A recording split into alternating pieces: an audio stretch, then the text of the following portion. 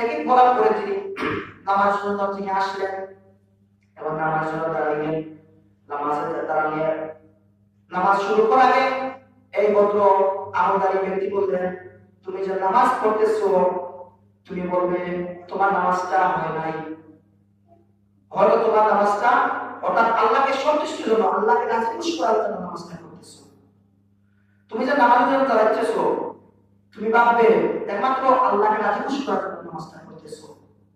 এভাবে নামাজ তিনি শুরু করতে যাচ্ছেন, আবার এই লোককে ডেকে বললেন, তুমি সাহাবীদের জন্য, সাহাবীরা যেভাবে নামাজ পড়ছে এইভাবে নামাজ পড়তে হবে। তুমি আবার আমি তোমাকে বলে দিচ্ছি একমাত্র আল্লাহকে রাজি খুশি করার জন্য কিন্তু তুমি নামাজটা পড়তেছো।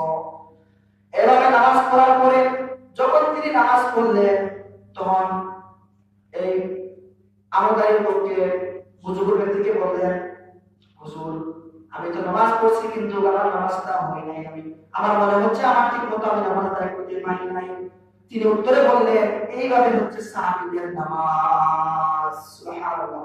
সাহাবীরা যেভাবে নামাজ পড়ে, তারা নামাজ পড়ার পরে তারা ভাবে, ইয়া আল্লাহ আমি তো নামাজ আদায় করছি, ইবাদত করছি, হয়তো কবুল হয় নাই। তারা নামাজ আদায় করে, প্রতিদিন নামাজ আদায় করার পরে তারা চিন্তা করে, কষ্ট, ইয়া আল্লাহ আজকে ইবাদত করছি, হয়তো আমার নাম কবুল হতে পারে। ঠিক কিনা বলেন? আমরা যখন নামাজ পড়ি নাই এভাবে 2-3 বছর পড়ার পরে আমরা তো নিজে নিজে মনে করি যে আমরা তো কতদিন ধরে আমল করলাম, কতদিন ধরে ইবাদত করলাম, কিন্তু আপনি আমি কি জানি আমাদের ইবাদত কবুল হচ্ছে? একমাত্র আল্লাহই জানেন আপনার ইবাদত কবুল হচ্ছে কিনা।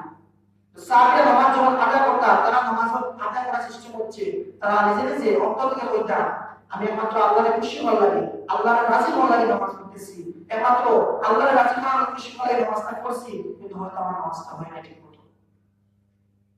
আমি কোরআন তেলাওয়াত করছি, হয়তো শুদ্ধভাবে নামাজ কোরআন তেলাওয়াত হয় নাই। কিন্তু আমরা খালি নামাজ পড়া, রুকু দেওয়া, সিজদা দেওয়া, নামাজের পাশাপাশি এগুসু সবকিছু জানলে নামাজ পড়লে কি নামাজ হবে?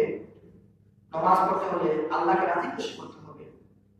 যেভাবে আল্লাহ রাসূল নামাজ আদায় করতেন, আল্লাহ রাসূল রাজি খুশি করতেন।